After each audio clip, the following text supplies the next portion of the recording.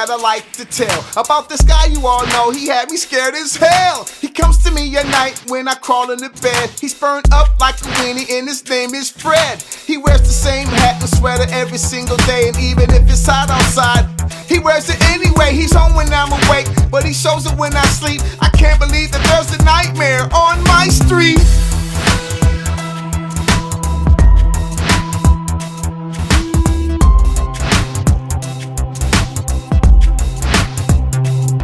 It was a Saturday Eve, if I remember it right, and we had just gotten back off tour last night. So the gang and I thought that it would be groovy if we summoned up the posse and bum rushed the movie. I got Angie, Jeff got Tina, Betty Rock got some girl I never ever seen in my life. That was cool though, because the lady was chill. Then we dipped to the theater, set to ill, bugging, cold, having a ball. And something about Elm Street was the movie we saw. The way it started was decent, you know, nothing real fancy about this homeboy named Fred and this girl named Nancy. But word, when it was over, I said, yo, that was death. And everything seemed alright when we left. But when I got home and laid down to sleep, that began the nightmare on my street.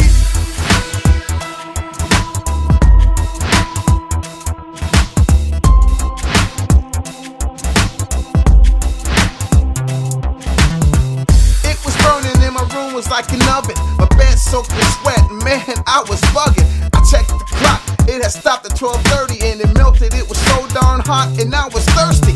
I wanted something cool to quench my thirst. I thought to myself, yo, this heat is the worst. But when I got downstairs, I noticed something wrong. I was home all alone, but the TV was on. I thought nothing of it.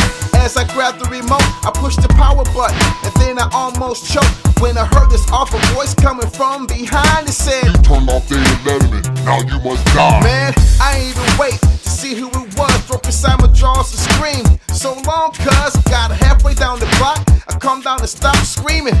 Then thought, oh, I get it, I must be dreaming. I strolled back home with the grin on my grill. I'm thinking, since this is a dream, I might as well get ill. I walked back in the house, the big bad Fresh Prince, but Freddy killed all that noise real quick. He grabbed me by my neck and said, "Here's what we'll do. We got a lot of work here, me and you. The souls of your friends, you and I will claim. You got the body, and I got the brain." I said, yo, Fred, I think you got me all wrong. I ain't partners with nobody with nails that long. Look, I'll be honest, man, this team won't work. The girls won't be on you, Fred. Your face is burnt.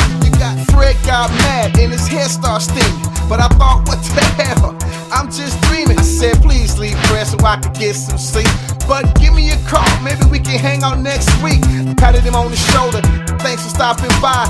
Then I opened the door and said, take care, guy. But he got mad and drew back his arms and slashed my shirt. I laughed at first, then I said, hold up, that hurt. It wasn't a dream, man, this guy was for real. I said, Freddy, pal, there was a mistake here. No further words. Then I darted upstairs, crashed through my door, and jumped from my bed. Put up the covers of my head and said, oh please, do something with Fred. He jumped on my bed, went through my covers with his claws, tried to get me. But my alarm went off and then silence.